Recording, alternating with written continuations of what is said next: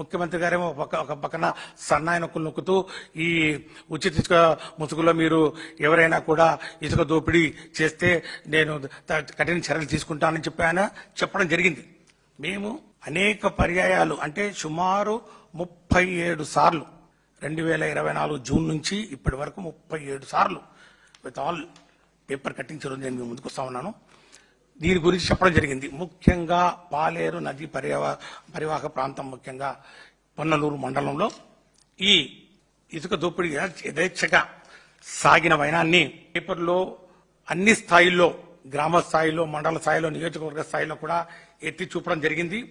ఇక మరి అధికారులు ముఖ్యంగా గనులు మరియు భూగర్భ శాఖ, అట్లాగే రెవెన్యూ శాఖ, అట్లాగే పోలీస్ వ్యవస్థ ఏమి చేయలేని పక్షంలో కోర్టును ఆశ్రయించడం జరిగింది. కోర్టుకు చెప్పడం జరిగింది, ఇన్నిసార్లు ఈ మైనింగ్ ఈ విధంగా పాలేరు నదిలో ముఖ్యంగా ఈ వేంపాడు, ఉప్పలదిన రీచ్లు, పొన్నలూరు మండలంలో ప్రధానంగా ఈ 2 రీచ్ల్లో యథేచ్ఛగా ప్రకృతి వనరులను దోచేస్తూ గ్రౌండ్ వాటర్ టేబుల్ ప్రమాదం ఏర్పడే కార్యక్రమం ఉంది, ప్రజలకు ఇబ్బందులు ఉన్నాయని చెప్పి ఈరోజు మేము కాదు, అన్ని ఆంగ్ల పత్రికల్లో సైతం, హిందూలో కూడా, హిందూ పేపర్లో దగ్గర నుంచి అన్ని పేపర్లలో ఈరోజు సాక్షాత్తు హైకోర్టు వారు రిట్ పిటిషన్, ఈరోజు మేము బిల్లు వేయడం జరిగింది.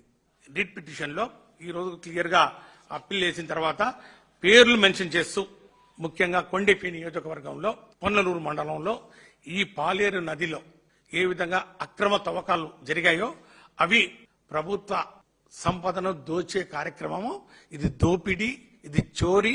దీనికి ఈరోజు మీరు తక్షణమే యాక్షన్ తీసుకోండి. ఇది 2 చట్టాలు, వాల్స్ చట్టం ఒకటి, అట్లాగే ఈ పీడీ చట్టాన్ని కూడా అప్లై చేసి వీరి మీద చర్యలు తీసుకోండి అని చెప్పి హైకోర్టు ఆదేశాలు ఇవ్వడం జరిగింది. ఎక్కడా కూడా చలనం రాలేదు. మైన్స్ డిపార్ట్మెంట్ వాళ్ళు ఒక 20-25 సార్లు పెనాల్టీలు వేసి వారి మీద అపరాధ రుసుము చెల్లించి వారి వెహికల్ సీజ్ చేస్తే మరుసటి రోజే పోలీస్ వాళ్ళు కేసులు కట్టండి, దీని మీద చర్యలు తీసుకోండి, కోర్టుకు ప్రొడ్యూస్ చేయండి అంటే ఏమీ లేదు. No action, no police. వీరికి పలుమార్లు నోటీసులు జారీ చేసి అపరాధ రుసుము విధించినా వీరి తీరు మారలేదు.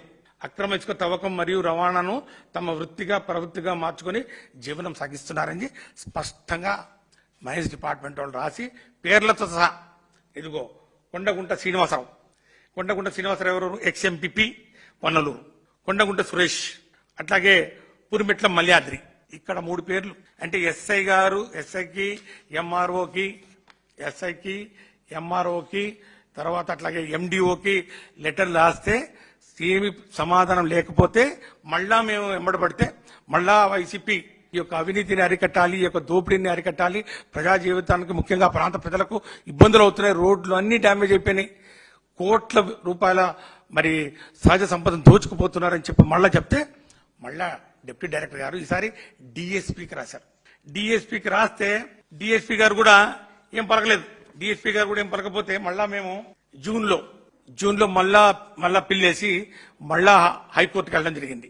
బెంచ్ లో మళ్ళా 2 సార్లు హైకోర్టు వాళ్ళు స్పష్టంగా ఆదేశాలు ఇవ్వడం జరిగింది. దానికి సమాధానం అడిగారు, ఏమయ్యా మైన్స్ డిపార్ట్మెంట్ వాళ్ళు పేర్లతో పాటు రాశారు, వాళ్ళ మీద చర్యలేవి అని చెప్పి వాళ్ళు ప్రశ్నిస్తే ఆయన అంటాడు, మన స్టేషన్ హౌస్ ఆఫీసర్ అంటాడు, వాళ్ళ మీద మేము యాక్షన్ తీసుకుంటాము అని చెప్పి ఒక లెటర్ రాస్తే దాన్ని కూడా ప్రశ్నించారు. హైకోర్టు దాన్ని కూడా ప్రశ్నించి నువ్వు ఊరికే కాకమ్మ కబర్లు చెప్తే కుదరదయ్యా, నువ్వు వాళ్ళ మీద యాక్షన్ తీసుకుంటానన్నావు, ఏవి యాక్షన్ లేవి, రాతపూర్వకంగా ఒక అఫిడవిట్ వేసి 1 నెల రోజుల లోపల నెక్స్ట్ హియరింగ్ లోపల చెప్పు అని చెప్పి హైకోర్టు అక్షింతలు వేసినా కూడా పోలీస్ వారిలో చలనం లేదు. అంటే మంత్రి గారితో అండదండలతోటి మంత్రి గారితోటి ఈ రోజు వాళ్ళు మాకు మంత్రి గారు ఉన్నారు, మాకేం భయం లేదు, మాకు ముఖ్యమంత్రి గారు ఉన్నారు, ఇదిగో పోకూరు రవి ముఖ్యమంత్రి తోటి ఫోటో, ఓకే, సేమ్ మళ్ళా డోలో బాల వీరాంజనేయ స్వామితో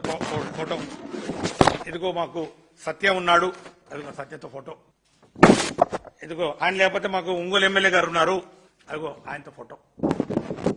వీళ్ళు లేకపోతే మాకు మంత్రి గారితో మేమందరం కూడా ఆయన అండదండలతోటి ఇవన్నీ జరుగుతున్నాయని పదే అనేక సార్లు పేపర్లో రాశారు. మైన్స్ డిపార్ట్మెంట్ ఇచ్చినటువంటి ఆర్డర్ పేర్లతో పాటు ఇచ్చినటువంటి ఆ యొక్క నోటీసులు ఏవైతే ఉన్నాయో అంతా కూడా మండల స్థాయి తెలుగుదేశం పార్టీ మండల స్థాయి నాయకులు, మాజీ ఎంపీపీలు, గ్రామ స్థాయి క్లస్టర్ స్థాయి నాయకులు ఇంతమంది ఇన్వాల్వ్ అయ్యారు. మరి నీ నియోజకవర్గం కొండేపి నియోజకవర్గంలో ఏ విధంగా అయితే గ్రావెల్ కానివ్వండి, ఇసుక కానివ్వండి, రేషన్ బియ్యం కానివ్వండి, ఈ విధంగా దోపిడీకి గురై ఈరోజు కోట్లాది రూపాయల ప్రభుత్వ ధనాన్ని, ప్రజాధనాన్ని దుర్వినియోగం చేశారో దానికి ఆయన ప్రత్యక్ష సాక్షిగా నిలిచారో ఆయన నైతిక బాధ్యత వహించాలి. హైకోర్టు ఆర్డర్ ఏవైతే ఉందో పిల్లు ఈ యొక్క ప్రజా ప్రయోజనాల వాద్యం చేసి దాని ద్వారా ఆర్డర్ ఇచ్చారో మా డిప్యూటీ డైరెక్టర్ మైన్స్ డిఎస్పీకి మరి పోలీస్ వారికి ఏ విధంగా అయితే ఆర్డర్ ఇచ్చారో చర్యలు తీసుకోండి, వాళ్ళ గ్రామ బహిష్కరణ చేయాలి, లేకపోతే పీడీ చట్టం వేయాలని చెప్పారో ఖచ్చితంగా వీటిని అమలు చేయాలి అని చెప్పి మేము డిమాండ్ చేస్తా ఉన్నాం. ఈ యొక్క కేబినెట్ లో అందరూ కూడా దోచుకో పంచుకో తినుకో ఇదే కార్యక్రమం, డిప్యూటీ కార్యక్రమం ఉన్నారు. అంతా ఈ యొక్క కేబినెట్ అంతా కూడా అవినీతిమయమైపోయింది.